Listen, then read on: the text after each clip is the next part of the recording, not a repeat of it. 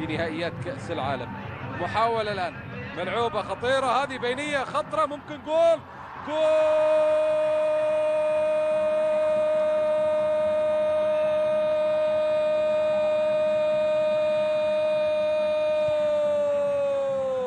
الشباب يتقدم الآن، الشباب يتقدم عند الدقيقة الرابعة، وجمهور الليث سعيد تماما بأول الأهداف.